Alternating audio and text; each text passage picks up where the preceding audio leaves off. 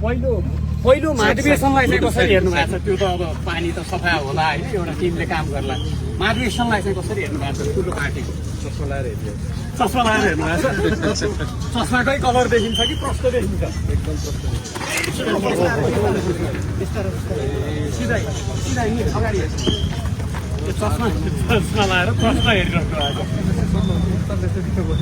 होइन। चस्मा मिलेन जस्तो लाग्यो। गृहमन्त्री सुदन गुरुङ यो कार्यक्रम स्थल अनावरण गर्नुभएको छ। प्रधानमन्त्रीले भन्नुभएको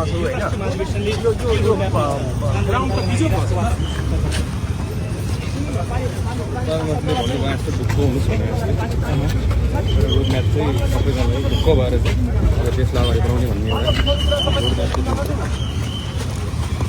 राष्ट्रपाले यस महाधिवेशनबाट एउटा आफ्नो सिद्धान्त विचार विधानलाई स्पष्ट रूपमा राख्छ अगाडि।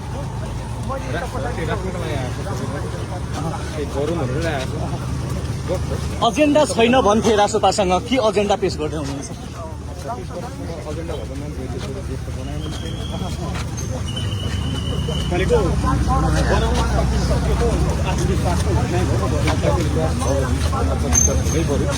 जस्तै कि थुप्रै बातहरू छन्।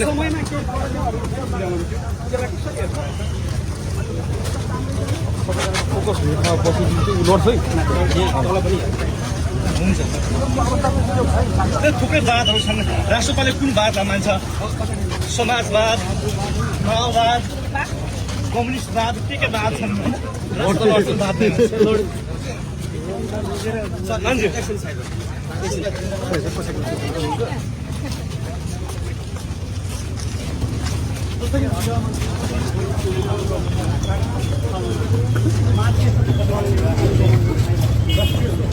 राष्ट्रपालका माननीय सांसद र नेपाल सरकारका गृहमन्त्री सुदन गुरुङ